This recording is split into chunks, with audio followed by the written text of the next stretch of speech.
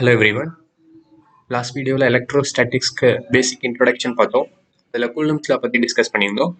இப்போது Coulomb's லாவோட applications deal பண்ண போகிறோம். ஸோ இதில் ஃபர்ஸ்ட் அப்ளிகேஷன் எடுத்துப்போம். ஸோ இதில் யூஸ்வலாக இந்த கூலும்ஸ் லாவை laws of motion, simple harmonic motion இதோட ரிலேட் பண்ணி நிறைய கொஸ்டின்ஸ் கேட்பாங்க, அப்ளிகேஷன் ஓரியன்ட் கொஸ்டின்ஸ்.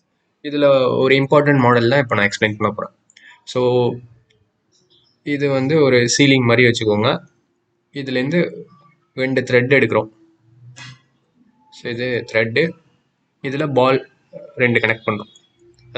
ஒரு த்ரெட் எடுத்துக்கிறோம், அதோட ஒரு எண்டில் ஒரு பால், இன்னொரு எண்டு வந்து சீலிங்கில் கனெக்ட் ஆகிடுச்சு. அதே மாதிரி இன்னொரு த்ரெட்டு, அதில் இன்னொரு பால் கனெக்ட் பண்ணுறோம். அண்ட் அந்த த்ரெட்டோட இன்னொரு எண்ட் இங்கே சீலிங்கில் கனெக்ட் பண்ணியாச்சு. ஓகே, இப்போது இந்த பாலுக்கு எந்த சார்ஜுமே இல்லைன்னா இது ரெண்டும் அப்படியே டச் ஆகிட்டே இருக்கும். சப்போஸ் இந்த ரெண்டுத்துக்கும் சேம் சார்ஜ் இருக்குன்னு வச்சுப்போம். இதுக்கும் சார்ஜ் Q, அதே மாதிரி இதுக்கும் சார்ஜ் Q. அப்போ என்ன ஆகும்? ரெண்டுமே லைக் சார்ஜ். ஸோ லைக் சார்ஜஸ்ங்கிறதுனால ரிப்பல் ஆகும். இது ரிப்பல் ஆகி எப்படி இருக்குன்னு சொல்லி பார்ப்போம். ஸோ இது சீலிங் ரிப்பல் ஆனதுனால சம் ஆங்கிள் மேக் பண்ணியிருக்கோம். சம் ஆங்கிள் தீட்டா மேக் பண்ணியிருக்கோம். அண்ட் இந்த பால்ஸ் இந்த இடத்துல இருக்கும். ஓகே, ஸோ இது ஒரு சிம்பிள் ஐடியா. இந்த ஐடியா யூஸ் பண்ணி எப்படி ப்ராப்ளம்ஸ் சால்வ் பண்ணுறதுன்னு பார்ப்போம். அதுக்கு முன்னாடி இதில் என்ன பாசிபிள் டீட்டெயில்ஸ் நம்ம ஃபைண்ட் அவுட் பண்ணலான்னு பார்த்தோம். லாஸ் ஆஃப் மோஷனில் ஃப்ரீ பாடி டயக்ராம்னு சொல்லுவாங்க. அதாவது ஒரு ஆப்ஜெக்ட் மட்டும் எடுத்துகிட்டு அது மேலே என்னென்ன ஃபோர்ஸ்லாம் ஆக்ட் ஆகுதுன்னு சொல்லி பார்ப்போம். ஸோ இப்போது நான் இங்கே இருக்கிற பால் மட்டும் எடுத்துக்கிறேன். ஜஸ்ட் கன்சிடர் திஸ் பால். இப்போது இந்த பால் மேலே என்னென்ன ஃபோர்ஸ் ஆக்ட் ஆகும்னு பார்க்க போகிறோம். இந்த பாலுக்கு மாஸ் கண்டிப்பாக இருக்குது. மாஸ் இருந்தாலே கிராவிடேஷனல் ஃபோர்ஸ் இருக்கும். கிராவிடேஷனல் ஃபோர்ஸ் எப்பயுமே டவுன்வர்டில் ஆக்ட் ஆகும்.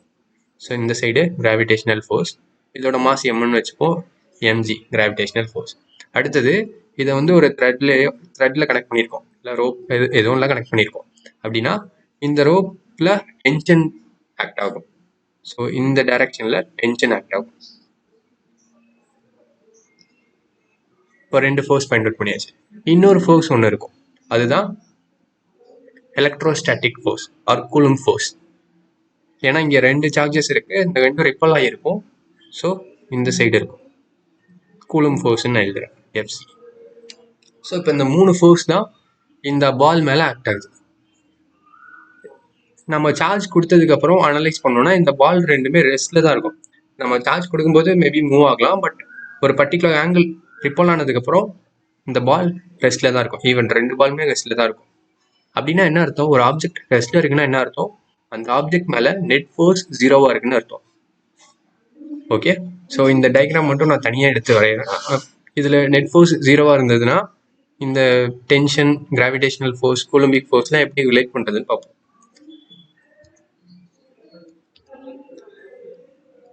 ஃப்ரீ பாடி டயக்ராம் நான் ஒரு பால் மட்டும் கன்சிடர் பண்ணுறேன்.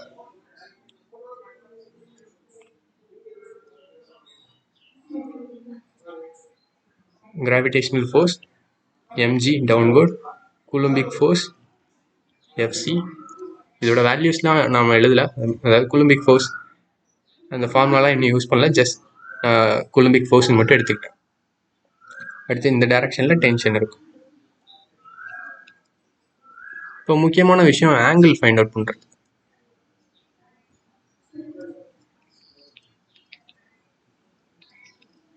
ஸோ இங்கே பார்த்தீங்கன்னா தீட்டா இருக்குது, அப்படின்னா இங்கே இருக்கிற ஆங்கிள் தீட்டான்னு இருக்கும்.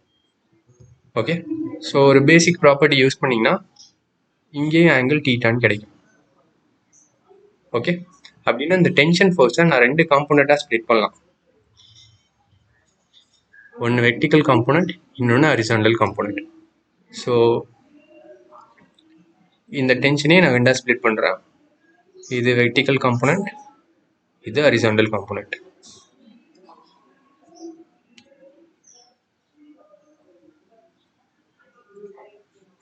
ஸோ இந்த வெர்டிக்கல் காம்போனண்ட்டோட வேல்யூ T cos தீட்டான்னு இருக்கும், ஹரிசாண்டல் காம்போனண்ட் T sin தீட்டான்னு இருக்கும். இது எப்படி வந்ததுன்னு சொல்கிறேன்.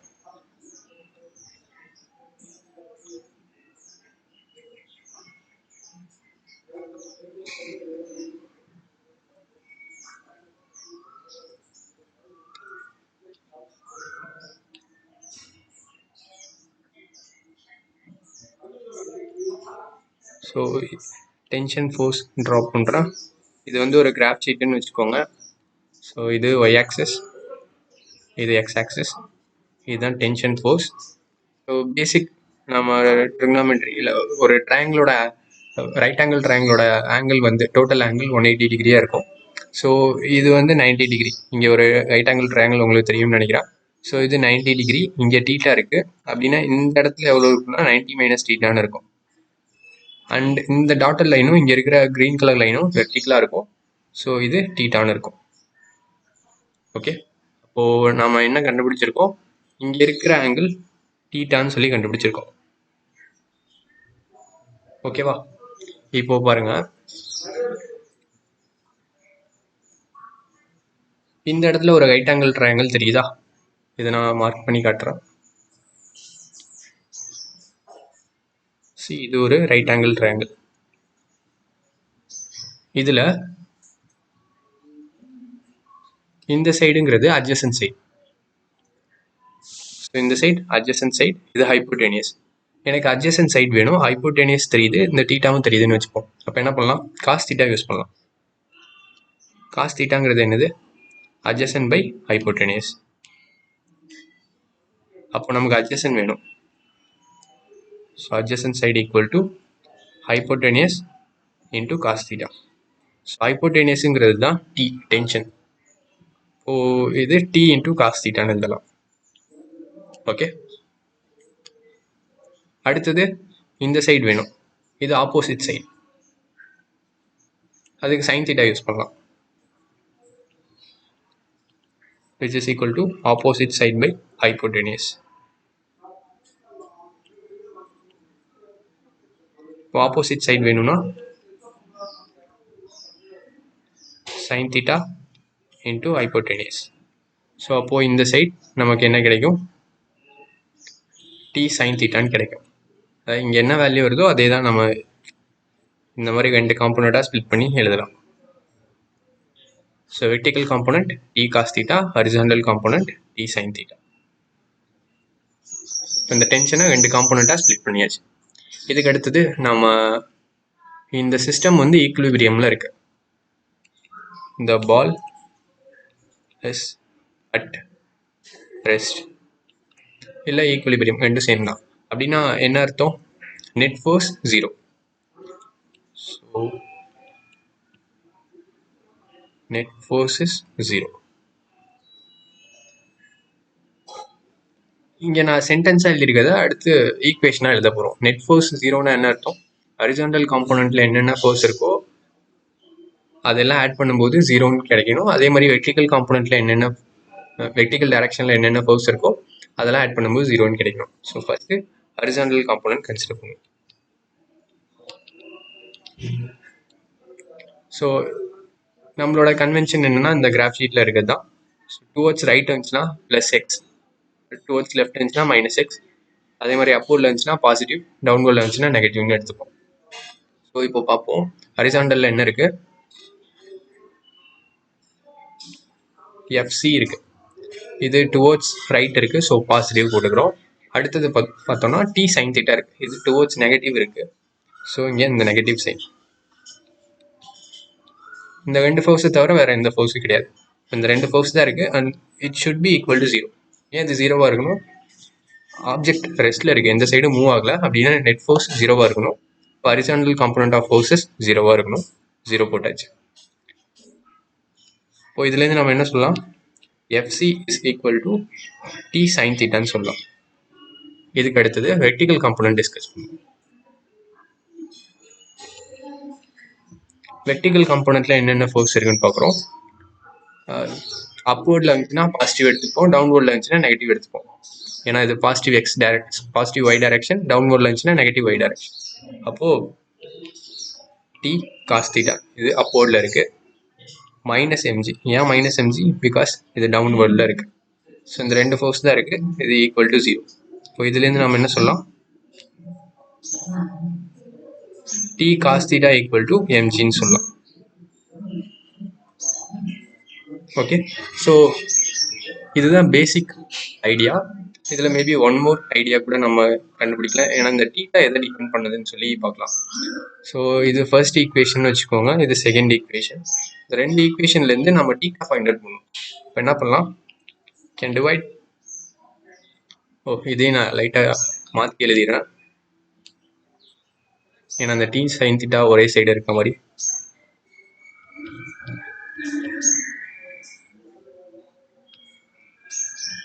mg equal to T cos theta. இப்போ ஃபர்ஸ்ட் ஈக்குவேஷனை நான் செகண்ட் ஈக்குவேஷனால டிவைட் பண்ணுறோம். அப்படின்னா லெஃப்ட் ஹேண்ட் சைடை டிவைட் பண்ணுவோம், அதே மாதிரி ரைட் ஹேண்ட் சைடையும் டிவைட் பண்ணுவோம். So FC is equal to T sine theta, இது ஃபர்ஸ்ட் ஈக்குவேஷன். அடுத்தது இங்கே mg, இது டி காஸ் தீட்டா. இப்போ டி கேன்சல் பண்ணிடலாம். இதுலேருந்து நமக்கு என்ன கிடைக்கும், tan theta, which is equal to fc by mg. So இந்த ஐடியாஸ் தான் இம்பார்ட்டன்ட். இதை பேஸ் பண்ணி தான் ப்ராப்ளம்ஸ் டிஸ்கஸ் பண்ண போகிறோம். இந்த மாடல்லேருந்து நீட் அண்ட் ஜேஇயில் கொஷின்ஸ் கேட்டிருக்காங்க. இது ஜஸ்ட் ஒரு குயிக் ரீகேப் மாதிரி பார்த்துருவோம்.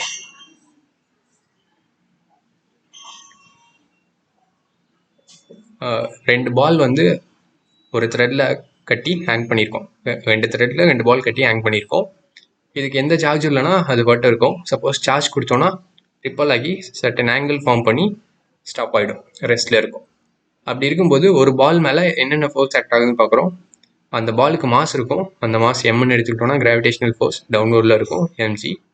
அடுத்தது ஒரு த்ரெட்டில் அட்டாச் பண்ணியிருக்கிறதுனால டென்ஷன் இருக்கும், அது இந்த த்ரெட்டோட டைரக்ஷன்லேயே இருக்கும், இண்டிகேட் பண்ணியிருக்கேன். அதுக்கு அடுத்தது கூலும்பிக் ஃபோர்ஸ், இந்த ரிப்பல்சிவ் ஃபோர்ஸ் இருக்கும், அது எஃப்சி. அடுத்தது இந்த டென்ஷனாக காம்போனன்ட் எடுக்கிறோம், vertical component and horizontal component எடுக்கிறோம். அது எப்படி எடுக்கிறதுன்னு சொன்னேன். சின்ஸ் அந்த பால் ரெஸ்ட்டில் இருக்குது அப்படின்னா என்ன அர்த்தம், நெட் ஃபோர்ஸ் 0ன்னு அர்த்தம். ஸோ ஹரிசாண்டலில் என்னென்ன ஃபோர்ஸ் இருக்குன்னு பார்க்குறோம், எல்லாத்தையும் ஆட் பண்ணி 0 போடுறோம். அப்படி ஆட் பண்ணும்போது நம்ம டேரக்ஷனே எடுத்துக்கணும். ஒரே டேரக்ஷனில் இருந்துச்சுன்னா ஆட் பண்ணுவோம், ஆப்போசிட் டேரக்ஷனில் இருந்துச்சுன்னா சப்ராக்ட் பண்ணுவோம். ஸோ அப்படி பார்த்தப்போ டுவர்ட்ஸ் ரைட் இருந்துச்சுன்னா ப்ளஸ்ஸு, டுவர்ட்ஸ் லெஃப்ட் இருந்துச்சுன்னா நெகட்டிவ். ஸோ அதை பண்ணி FC equal to T sine தீட்டான்னு கிடச்சிருக்கு. அதே மாதிரி வெர்டிக்கலில் ஃபைண்ட் அவுட் பண்ணுறோம், அதில் MG equal to T cos தீட்டான்னு கிடச்சிருக்கு. இப்போ இந்த ரெண்டு ஈக்குவேஷனையும் டிவைட் பண்ணும்போது நம்ம இந்த tan தீட்டா ஃபைண்ட் அவுட் பண்ணலாம், எஃப்சி பை எம்ஜி. ஸோ இந்த பேசிக் இன்ட்ரோடக்ஷன் வச்சுட்டு எப்படி ப்ராப்ளம் சால்வ் பண்ணுறதுன்னு பார்ப்போம். இந்த கொஷின் பாருங்கள், இது நீட் 2013 கேட்டது. ஸோ இதில் ரெண்டு பால் இருக்குது, ரெண்டுத்துக்குமே ஈக்குவல் சார்ஜ் இருக்குது. இது ரெண்டும் சம் ஆர் டிஸ்டன்ஸில் செப்பரேஷனில் இருக்குது. எப்போனா இதுக்கு ஈக்குவல் சார்ஜ் கொடுத்ததுக்கப்புறம் ரிப்பல் ஆகி இந்த செப்பரேஷனில் இருக்கும். ஸோ இங்கே ஃபார்ம் ஆகிற ஆங்கிள் வந்து தீட்டான்னு வச்சுப்போம். ஓகே, இதுக்கு அடுத்து என்ன பண்ணுறோம், இந்த இங்கே டைட் பண்ணியிருக்கிற ஒயரை கொஞ்சம் நம்ம கீழே இறக்கி டைட் பண்ணுறோம், இங்கே காட்டியிருக்க பிக்சர் படி. ஸோ இனிஷியலாக இந்த ஹைட் ஒய்னு இருந்தது, இப்போது y/2 சேஞ்ச் ஆகிடுச்சு. இப்படி சேஞ்ச் ஆனதுக்கப்புறம் இந்த மாதிரி டைட் பண்ணதுக்கப்புறம் இந்த செப்பரேஷன் எவ்வளோ இருக்குன்னு கேட்குறாங்க. அஃப்கோர்ஸ் இது ஆருக்கு ஈக்குவலாக இருக்காது, இது ஆர் டேஷ்னு எடுத்துப்போம். ஸோ இந்த ஆர் டேஷ் எவ்வளோ இருக்குன்னு சொல்லி கேட்குறாங்க, இதுதான் கொஷின். ஸோ சிம்பிள், நமக்கு தெரியும் இந்த மாதிரி செப்பரேட் பண்ணி வச்சுருந்தாங்கன்னா இந்த டீட்டா எப்படி எழுதுறதுங்கிறது. ஸோ ஸ்ட்ரைட்டாக நான் அந்த ரிசல்ட் எடுத்துக்கிறேன். இது 2 கேசஸ் இருக்குது. ஃபஸ்ட்டு கேஸ் 1க்கு எழுதுவோம். கேஸ் 1ல் tan theta, theta 1ன்னு எடுத்துக்கிறேன். ஸோ இது theta 1, tan theta 1 which is equal to fc by mg.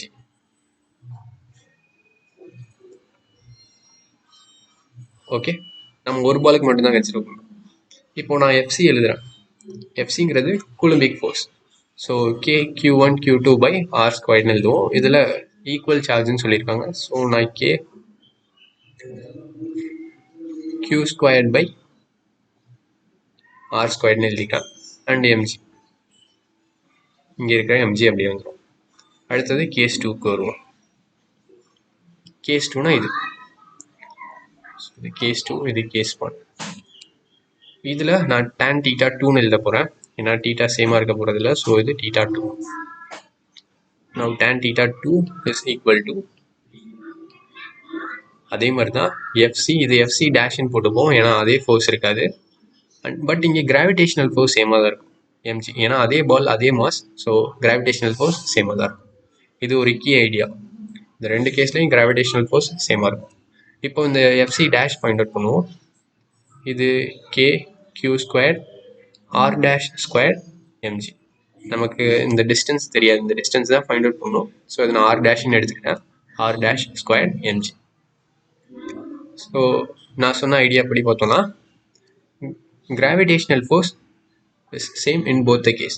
இப்போ நான் இதை கிராவிடேஷனல் ஃபோர்ஸ்க்கு மாற்றி எழுதுறேன். MG is equal to K Q square tan theta 1 r ஸ்கொயர்னு வரும். அதே மாதிரி இங்கே எழுதணும்னா இங்கேயும் mg is equal to kq square tan theta 2 r dash ஸ்கொயர்னு வரும்.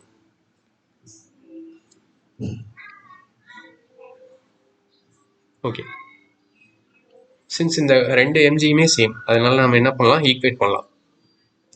இந்த சைடு எம்ஜின்னு தான் இருக்குது, இங்கே எம்ஜின்னு தான் இருக்குது. ஸோ இதை நம்ம ஈக்குவேட் பண்ண போகிறோம். ஃபர்ஸ்ட் ஈக்குவேஷன் வச்சுப்போம், செகண்ட் ஈக்குவேஷன் வச்சுப்போம். ரெண்டு சைடுமே எம்ஜி இருக்கிறதுனால, லெஃப்ட் ஹேண்ட் சைடில் ரெண்டுமே எம்ஜின்னு இருக்கிறதுனால ரைட் ஹேண்ட் சைடு ரெண்டும் சேமாக தான் இருக்கும். So 1 is equal to 2. இதுலேருந்து என்ன எழுதலாம், K Q square by tan theta 1 r square which is equal to k q square by tan theta 2 r dash square. இதில் k q square காமனாக தான் இருக்கும். கேங்கிறது ஒரு கான்ஸ்டன்ட், க்யூங்கிறது சார்ஜ். ஸோ இங்கே சார்ஜோட value கொடுக்கல, பட் q square ரெண்டு சைடும் சேமாக தான் இருக்க போகுது. இப்போ என்ன பண்ணலாம், ரெண்டையும் கேன்சல் பண்ணிடலாம். ஸோ இதை ரீஅரேஞ்ச் பண்ணோன்னா tan theta 1 r square will become tan theta 2 r dash square. Just cross multiply பண்ணுறோன்னு வச்சுக்கோங்க. இதுதான் வரும். இதுக்கு அடுத்து முக்கியமான விஷயம், இந்த tan theta 1 tan theta 2 find out பண்ணும் யூஸிங் திஸ் டயக்ராம். இந்த ட்ரையாங்கிள் யூஸ் பண்ணி ஃபைண்ட் அவுட் பண்ணும். இது சிம்பிள் தான், ஜஸ்ட் கேர்ஃபுல்லாக வாட்ச் பண்ணுங்கள். இது ஒரு ரைட் ஆங்கிள் ட்ரையாங்கிள், எல்லோ கலரில் மார்க் பண்ணியிருக்கிறது ஒரு ரைட் ஆங்கிள் ட்ரையாங்கிள். இது இங்கே தான் tan theta இருக்குது. இப்போ tan thetaங்கிறது என்னது, tan theta is nothing but opposite side by adjacent side.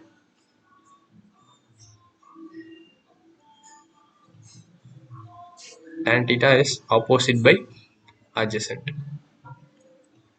இதில் ஆப்போசிட் சைடுனா என்னது, r/2. Total distance r, so பாதி டிஸ்டன்ஸ் r/2ன்னு இருக்கும். அட்ஜசன்ட்டுங்கிறது இந்த டாட்டல் லைன் y. ஸோ இப்போ tan theta 1க்கு நான் என்ன எழுதலாம், tan theta 1. ஸோ ஃபஸ்ட் நான் இங்கே எழுதிடுறேன், அதுக்கப்புறம் சப்ஸ்டியூட் பண்ணிக்கிறேன். tan theta 1 is nothing but opposite by adjacent. So opposite r/2, adjacent y. Similarly, tan theta 2 in the diagram. So அதே ஃபார்முலா, ஆப்போசிட் பை அட்ஜசன்ட். ஆப்போசிட்டுங்கிறது இங்கே r'/2ன்னு இருக்கும், அட்ஜசன்ட்டுங்கிறது y/2ன்னு இருக்கும். r'/2 y/2 which is equal to r'/y. So இந்த tan theta 1 tan theta 2 இந்த ரெண்டையும் இதில் substitute பண்ண போகிறோம்.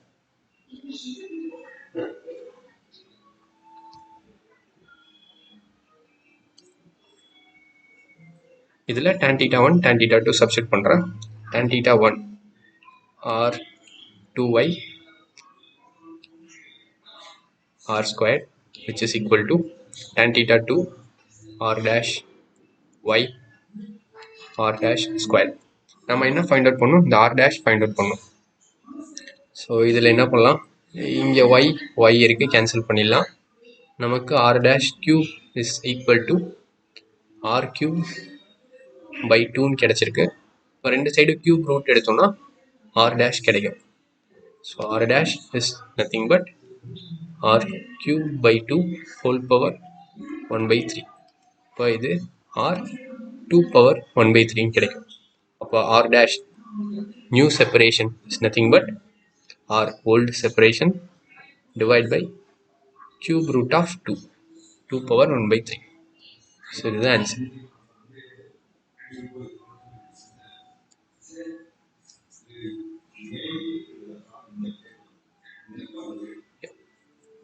Cube root இங்கே எழுதியிருக்காங்க, just 3 போட்டிருக்காங்க. இதை தான் வந்து 2 power 1 by 3ன்னு எழுதலாம். First option is the correct answer. So இதில் முக்கியமான கீ ஐடியா, ரெண்டு கேஸ்லேயும் கிராவிடேஷனல் ஃபோர்ஸ் சேமாக இருக்கும், கே கியூ ஸ்கொயரும் சேமாக இருக்கும், அண்ட் தீட்டா டிஃபர் ஆகும், இந்த ஆர் டேஷ் டிஃபர் ஆகும். இதை யூஸ் பண்ணி தான் ஃபைண்ட் அவுட் பண்ணியிருக்கோம்.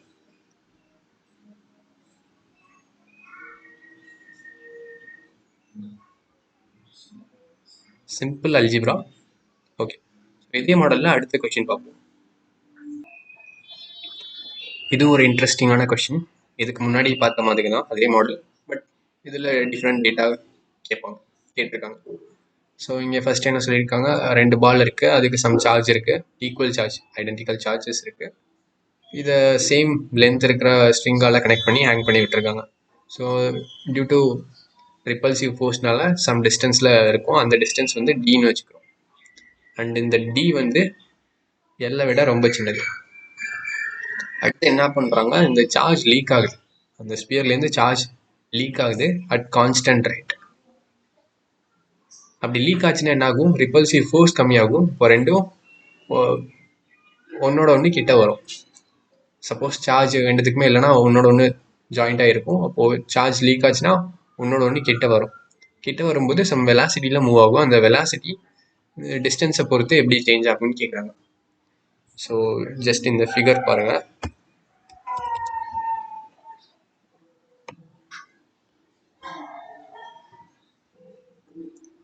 எஸ், ஸோ இது 2 பால்ஸ் இருக்கு.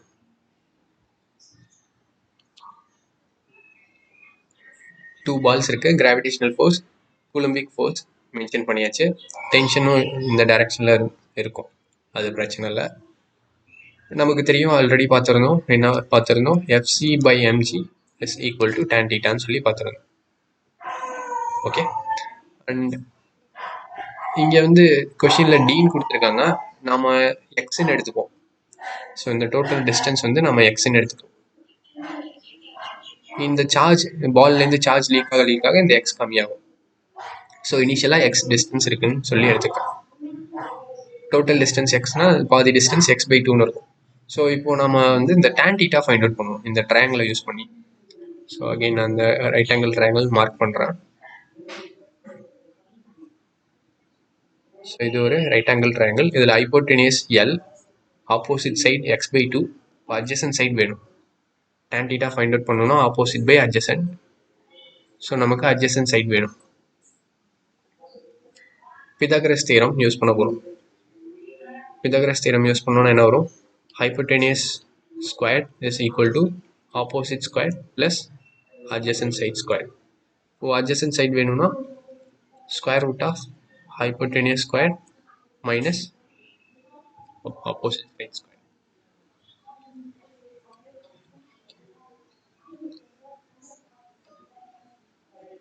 ஸோ இங்கே இதை நான் say for y-ன்னு எடுத்துக்கிறேன், y which is equal to L squared minus x squared by 2. And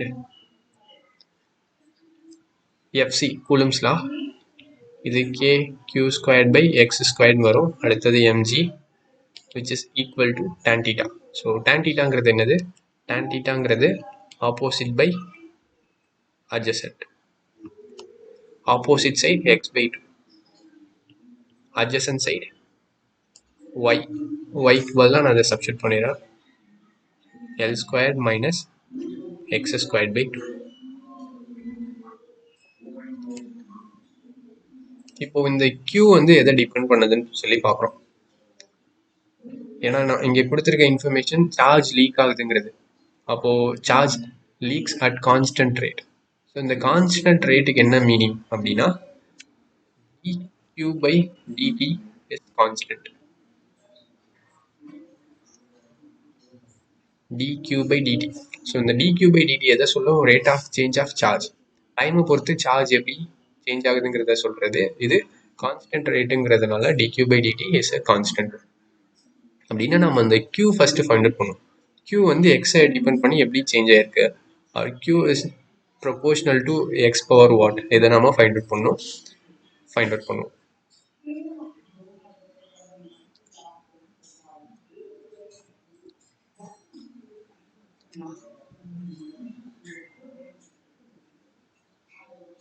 so இங்கே kq squared by mg is equal to x cube power 2l squared minus x squared by 2. Okay, so இங்கே கொஷின்லேயே ஒரு approximation கொடுத்துருக்காங்க. என்னது? d is very much smaller than l. இங்கே dங்கிறது x, distance between the charges. இதை தான் நம்ம xன்னு சொல்லி எடுத்துக்கலாம். since x is very much smaller than l, இது வந்து 1 மீட்டர்னு இருந்ததுன்னா இது 0.001 மீட்டர் இந்த மாதிரி தான் இருக்கும். அப்போது 1 மீட்டர் ஸ்கொயர்லேருந்து இந்த வேல்யூவை சப்ராக்ட் பண்ணோம்னா நமக்கு ரொம்ப ரொம்ப ஸ்மால் வேல்யூ தான் இருக்கும். அதனால நம்ம இதை நெக்லெக்ட் பண்ணிடலாம். இதை நெக்லெக்ட் பண்ணிட்டோம்னா நமக்கு எல்ன்னு மட்டும் இருக்கும்.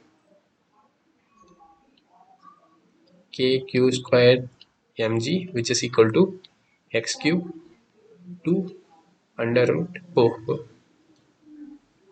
l squared which is equal to x cube 2l. Square root போயிடுச்சுன்னா 2l இருக்கும். இப்போது நம்ம வந்து q ஸ்கொயர் எக்ஸை எப்படி டிபெண்ட் பண்ணுது அதை மட்டும் பார்ப்போம். நான் ஈக்குவல் போடல, அதுக்கு பதிலாக ப்ரொபோஷனல் டு போட போகிறேன். ஸோ இதுலேருந்து q square is directly proportional to X கியூப்னு சொல்லலாம். ஏன் அப்படி சொல்கிறோன்னா மற்றது எல்லாமே கான்ஸ்டன்ட். கேங்கிறது ஒரு கான்ஸ்டன்ட், mg கான்ஸ்டன்ட், இந்த ப்ராப்ளம்க்கு கான்ஸ்டன்ட், எல்லும் கான்ஸ்டன்ட். இது எதுவுமே சேஞ்ச் ஆக போகிறதில்ல. டைமை டிபெண்ட் பண்ணி இல்லை பொசிஷனை டிபெண்ட் பண்ணி இந்த எதுவுமே சேஞ்ச் ஆக போகிறதில்ல. மாஸ் சேஞ்ச் ஆகாது, acceleration due to gravity change ஆகாது, இந்த லென்த்துங்கிறது லென்த் ஆஃப் த ஸ்ட்ரிங் இதுவும் சேஞ்ச் ஆக போகிறதில்ல. ஸோ இது எல்லாமே கான்ஸ்டன்ட்டுங்கிறதுனால அது எல்லாத்தையும் ரிமூவ் பண்ணிட்டு q squared is directly proportional to X கியூப்னு போட்டாச்சு. அப்படின்னா q is directly proportional to என்னன்னு போடுறது சிம்பிள். ஸ்கொயர் ரூட் எடுங்க ரெண்டு சைடும். அப்போ q is directly proportional to X power 3/2ன்னு எழுதலாம். ஓகே, நமக்கு என்ன வேணும்? நமக்கு dq by dt கான்ஸ்டன்ட்னு தெரியும். ஸோ இப்போ நம்ம அந்த dq by dt என்னன்னு சொல்லி ஃபைண்ட் அவுட் பண்ணுவோம். ரெண்டு சைடு டிஃப்ரென்ஷியேட் பண்ண போகிறோம் வித் ரெஸ்பெக்ட் டு டைம்.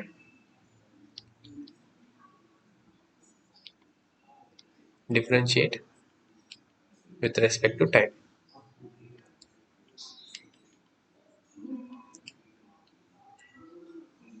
இங்கே dq by dtன்னு கிடைக்கும். இஸ் டைரக்ட்லி ப்ரொபோஷனல் டு, இது வந்து எக்ஸ் பவர் 3/2ன்னு இருக்கு. அப்போது இங்கே ஃபார்முலா நான் எழுதிடுறேன். Differentiation of X power n is nothing but n into x power n minus 1. So இந்த ஃபார்முலா தான் யூஸ் பண்ணுறோம். இங்கே n-க்கு பதிலாக 3/2 இருக்குன்னு வச்சுக்கோங்க. இதை நம்ம டிஃப்ரென்ஷியேட் பண்ணோன்னா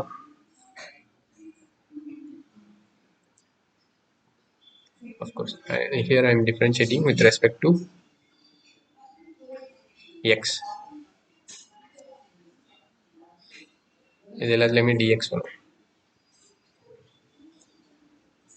ஸோ இது 3/2 எக்ஸ் பவர் -1 போனோம்னா 1/2 வரும். அடுத்து dx by dt, சின்ஸ் டைமை வச்சு நான் டிஃப்ரென்ஷியேட் பண்ணதுனால dx by dt. இப்போது இதில் நமக்கு இந்த dx by dtங்கிறது என்னன்னு தெரிஞ்சிருக்கணும். dx by dt is nothing but velocity. ஏன்னா dxங்கிறது some small displacement of the object. இந்த xங்கிறது it is something related to distance. So இது distance by time இந்த மாதிரி கன்சிடர் பண்ணலாம். அப்போது இது வந்து ஒரு கான்ஸ்டன்ட் பேராமீட்டர், ஒரு கான்ஸ்டன்ட். இங்கே 3/2 இருக்குது, எக்ஸ் பவர் 1/2. இந்த dx by dtங்கிறது வெலாசிட்டி. ஸோ இங்கே நான் வெலாசிட்டின்னு போட்டேன். ஆப்ஷனில் என்ன கொடுத்துருக்காங்க? Velocity is directly proportional to தான் இருக்குது. அப்படி பார்த்தோன்னா இங்கே இந்த வெலாசிட்டி ரைட் ஹேண்ட் சைடு இருக்கட்டும். எக்ஸ் பவர் 1/2 நான் லெஃப்ட் ஹேண்ட் சைடு எடுத்துக்க போகிறேன். இப்போது X power -1/2 is directly proportional to b வரும். or we can write v is directly proportional to x power -1/2.